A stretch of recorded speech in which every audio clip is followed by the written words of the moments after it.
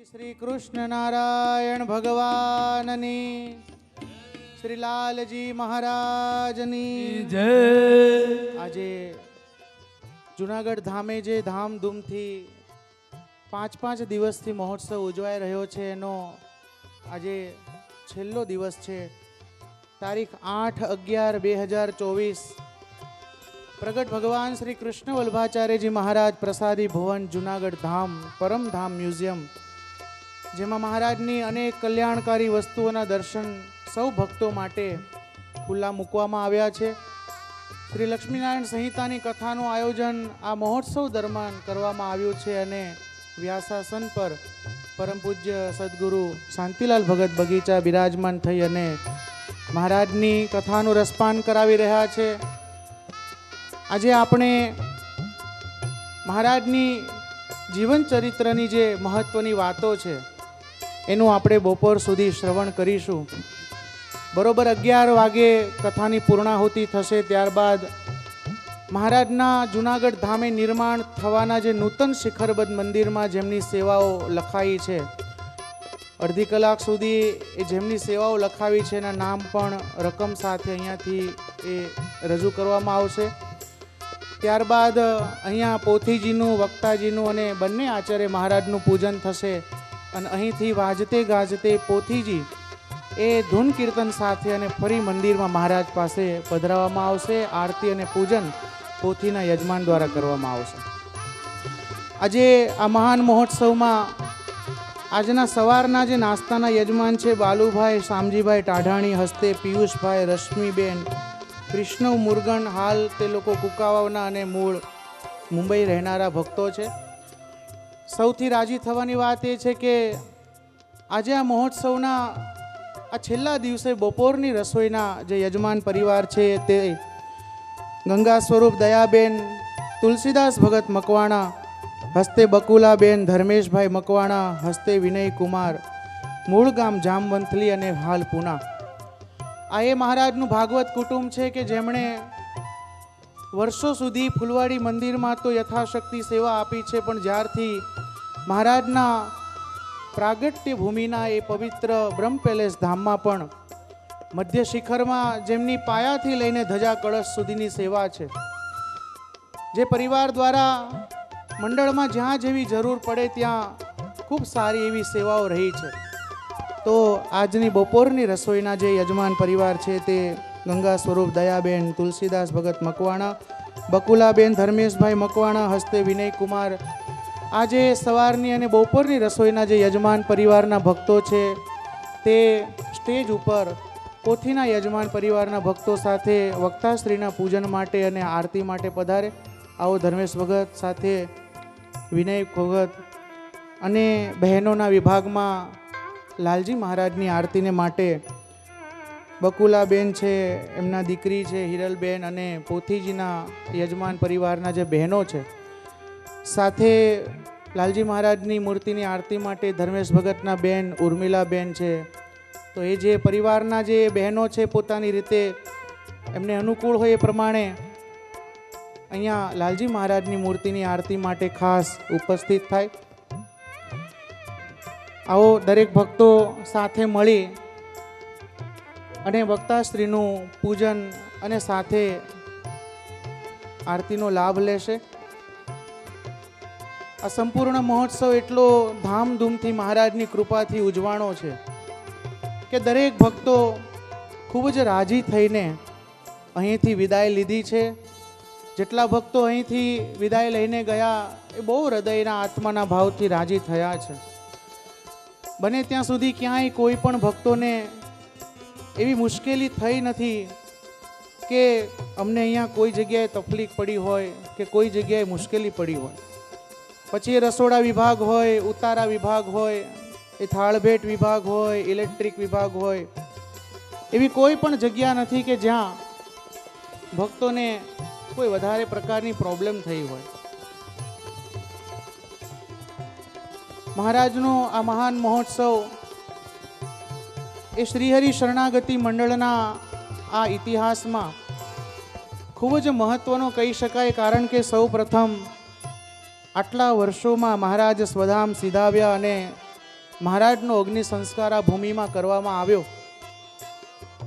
ત્યારે ત્યારબાદ હજારોની સંખ્યામાં જો મંડળના ભક્તો ઉપસ્થિત થયા હોય તો જૂનાગઢની આ ભૂમિ પર પ્રસારી ભવનના મહોત્સવમાં ભેગા થયા છે. એટલું જ નહીં પણ એટલા આનંદ અને ઉત્સાહની સાથે ભક્તો આવ્યા છે, ભક્તોને સ્મૃતિ ભેટ મળી છે અને એનાથી પણ ભક્તો રાજી થઈ અને ફરી પાછા પરત અહીંથી કોઈ ઘરે જઈ રહ્યા છે તો કોઈ ફૂલવાડી ઉત્સવ છે ત્યાં પણ જઈ રહ્યા છે. જે ભક્તોને સમયની અનુકૂળતા હોય તો જરૂર ફૂલવાડી પરમધામ ત્યાં ધજા કળશ મહોત્સવ ચાલી રહ્યો છે તો અચૂક ત્યાં પણ ભક્તો દર્શન સેવાનો લાભ લેજો.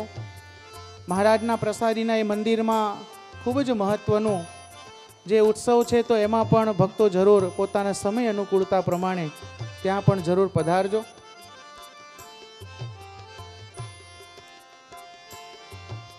આજે બપોરે કથાની પૂર્ણાહુતિ છે, બધા જ ભક્તો ત્યાં સુધી સભામાં બેસી રહેજો.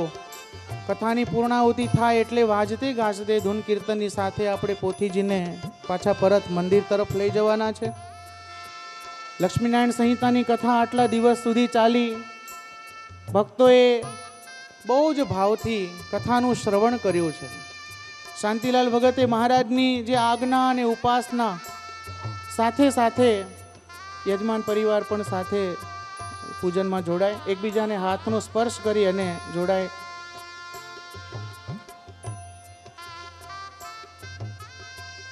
એકબીજાને હાથનો સ્પર્શ કરાવો. બોલો અનાદિ શ્રી કૃષ્ણ નારાયણ ભગવાનની જય. ઝડપથી પોથી પૂજન કરાવીને આરતી તરફ આગળ વધવું છે. બોલો પ્રગટ ભગવાન શ્રી કૃષ્ણ વલ્ભાચાર્યજી મહારાજની જય. આરતી પ્રગટાવવામાં આવે. આપણે સૌ આજે આ મહોત્સવનો જે છેલ્લો દિવસ છે એમાં જે અત્યારનું સત્ર છે એમાં મહારાજની આરતી કરી, પોથીજીની આરતી કરી અને વક્તાશ્રી અને પોથીજીના આશીર્વાદ ગ્રહણ કરશું. આરતી પ્રગટાવવામાં આવે અને સ્ટેજ ઉપર બેઠેલા જે ભક્તો છે અને સ્ટેજ ઉપર જે સ્વયંસેવકો છે એ પણ બધા આરતીમાં જોડાય. આજે આ કથાનો છેલ્લો દિવસ છે તો બધા જ આરતીમાં જોડાય, આરતી પ્રગટાવવામાં આવે.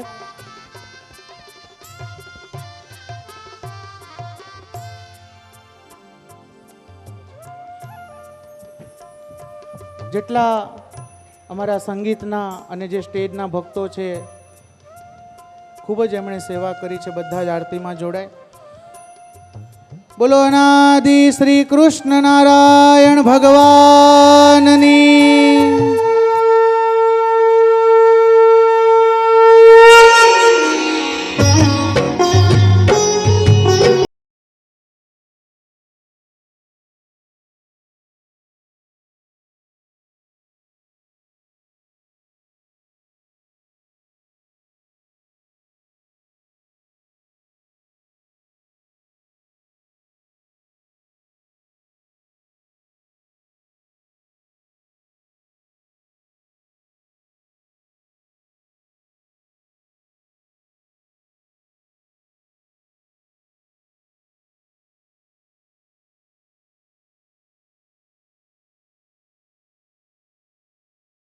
જો હરિધામ તણાધામી પરમધામ તણાધામી રમારાધિકા સ્વામી રમારાધિકા સ્વામી ભક્ત સમૂહ ગામી.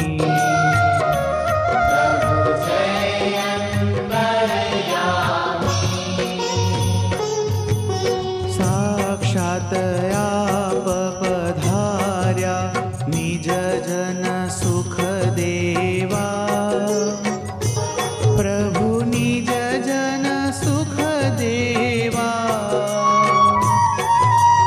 અગણિત લોકયુધાર્યા અગણિત લોકયુધાર્યા આપી ચરણ સેવા.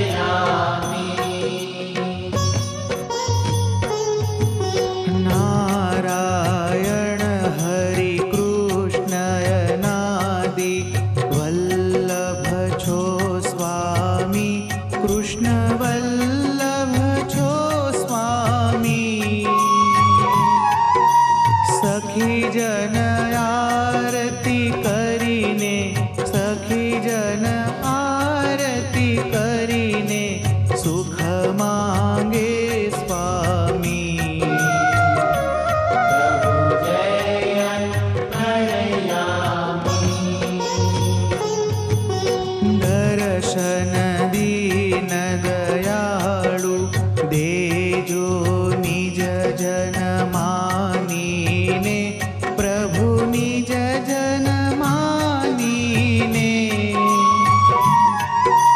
સુખ દ્યો પાર ઉતારો, સુખ દ્યો પાર ઉતારો, નમો અવતારીને.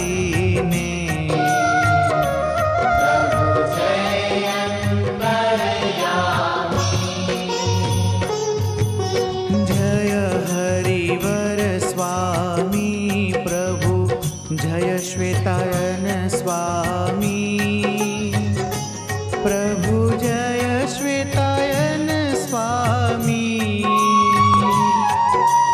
ભવસાગર ભૂલવંતા, ભવસાગર ભૂલવંતા, સહાય કરો મારી.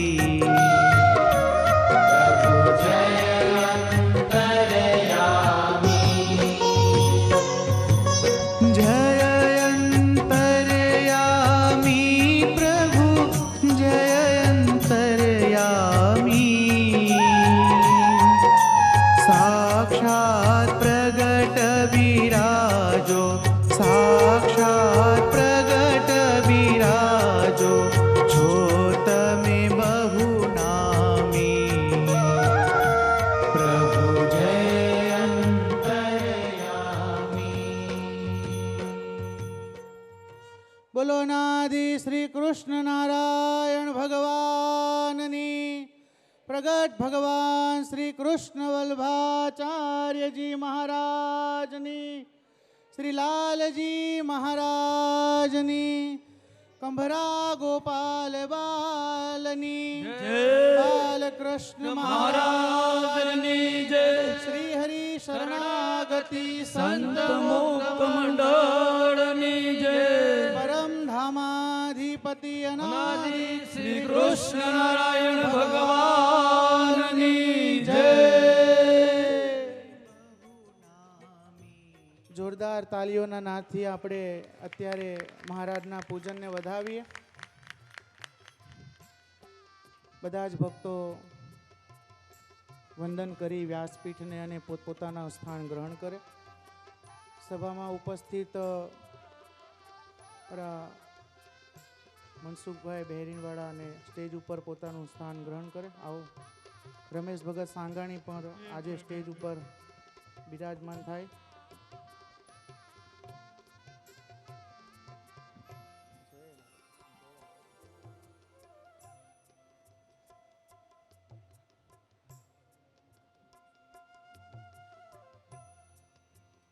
ધર્મેશ ભગત બંને આચાર્ય મહારાજને પુષ્પહાર પહેરાવી અને એમનું પૂજન કરશે.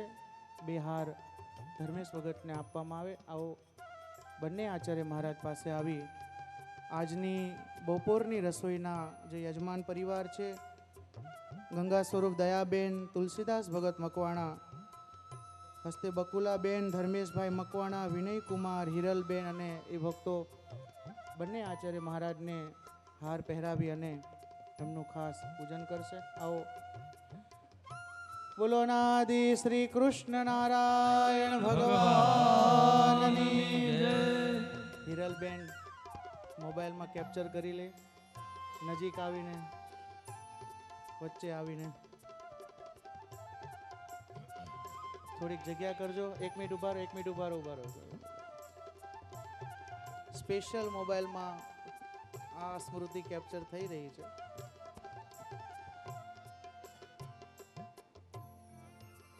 આજે આ મહાન મહોત્સવમાં એક એવી કથા કે જેના શ્રવણ માત્રથી મહારાજે એવું લખ્યું છે કે જીવાત્માનું અમે કૃપાએ કરીને કલ્યાણ કરવાને માટે સમર્થ છીએ.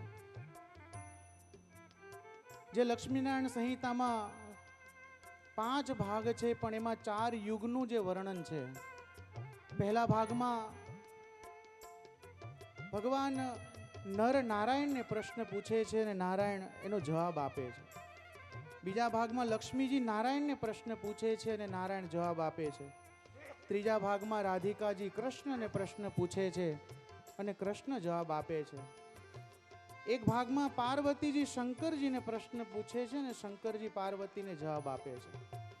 આખી લક્ષ્મીનારાયણ સંહિતા એ સંવાદ રૂપ છે કે જેમાં ભગવાનના જે સમર્થ અવતારો છે પરસ્પર સંવાદ કરી અને અનાદિ શ્રી કૃષ્ણ નારાયણનો મહિમા અને એમના ચરિત્રોનું ગુણગાન કરે છે.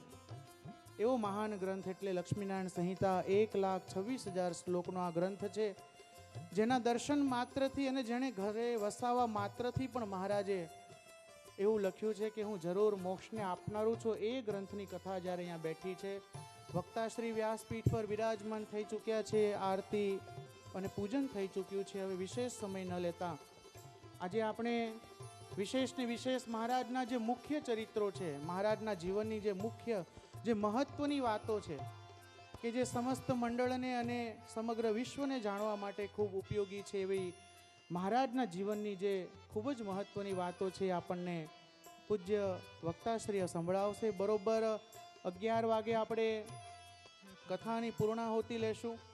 ત્યારબાદ નૂતન મંદિરમાં જેમની સેવા નોંધાવી છે એમના નામ અહીંથી રજૂ કરવામાં આવશે. ત્યારબાદ છેલ્લી પોથીની આરતી અને વક્તાનું પૂજન કરી અને અહીંથી પાછી પરત પોથીજીને મંદિરમાં મહારાજના ચરણે અર્પણ કરવામાં આવશે. તો બધા જ ભક્તો આજે આયોજનની રૂપરેખા છે એને ખાસ ધ્યાનમાં રાખે. હવે વક્તાશ્રી આપણને કથા વાર્તાનું શ્રવણ કરાવશે.